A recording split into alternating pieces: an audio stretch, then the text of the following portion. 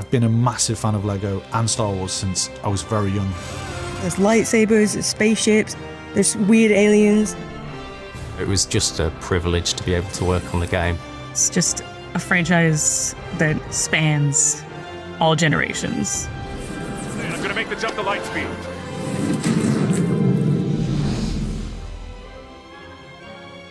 As soon as we started talking about doing a new Lego Star Wars game, the ambition swelled. Because as fans, we love all the movies, and to have the opportunity to tell the whole saga from episode 1 all the way through to episode 9, we knew we had to take it further than we'd ever been. We started off by having regular meetings with Lego and Lucasfilm, discussing just everything about the visual design of Star Wars, what makes a Star Wars game, how we might integrate Lego into this game. They gave us access to all of their libraries, which was the greatest thing to be able to dig into. The storytelling throughout Lego Star Wars is incredible and filled with jokes and funny moments, because in a Lego game, we have freedom. You can use the humour and we can spin it. So Han Solo is still being Han Solo, but he might have a banana instead of a blaster or something like that.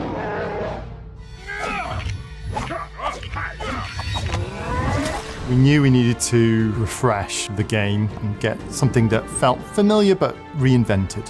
The systems, the frameworks we put in place to enable us to do that over like 100 different gameplay mechanics and all the different systems that make up that game. Real-time processing on the voices. So when you pick up a helmet and you put it on, your voice changes to sound like you're a stormtrooper. Well, looks like you've got a stormtrooper problem you should look into. We're putting a lot of emphasis on the lighting and the environments. We have something like 12,000 materials that were generated for the game, 20,000 unique models, and 26,000 textures.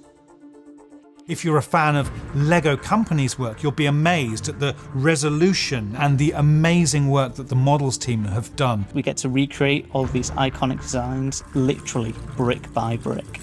We built the ships entirely out of Lego bricks.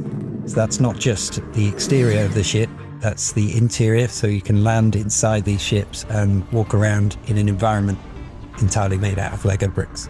If you were to build one of our capital ships in real life, it would take millions and millions of bricks. We've designed some of the characters that don't exist as physical models. What we would do is we'd look at the film reference and we'd take existing Lego creatures and characters that are similar, and then what we end up with is something that is as accurate as we could make it. Take the Bantha, for example. So it's just really true to Lego IP and it's really true to the film IP. We wanted an evolution, I suppose. So what we've done is try to keep what's familiar, but really add something a bit more modern in, a bit more fresher. One of the things we've done in this game is we've gone for a third-person camera. With the blaster combat in the game, we really wanted to make it feel more visceral. Now when you use the blaster combat, we bring the camera down, we get into this like third-person perspective, and it just really makes you feel like more in the action, which is pretty great. Using the Force is a huge part of the game. The Jedi, the Sith, they all have this Force power where they can literally pick objects off the floor and fling them about. We really took advantage of that Force power that we haven't done in previous games.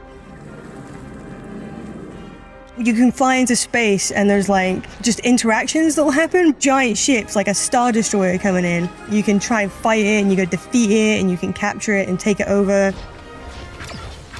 I think when we're making these games, we think about the fans a lot. So there's a few Easter eggs in this game, some stuff that we're really excited to get in. You can switch all the weapons so that it's mouth noises. So you can be like, zhuang zhuang, woo woo, pew pew. Pew, pew, pew, pew. And of course, you might have heard of a little thing called Mumble Mode. So Mumble Mode is basically how the old Star Wars games were. We had to rely on animation, expression, and these sort of mumbles that mimicked the speech. It goes... Huh?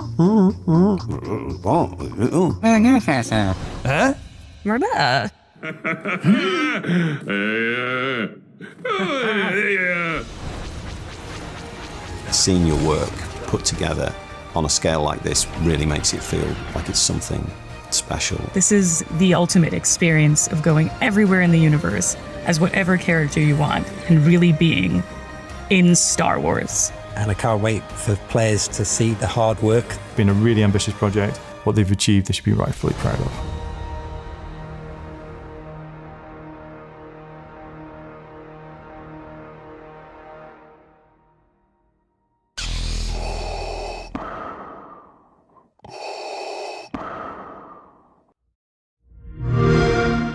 Play it on Xbox Series X and S.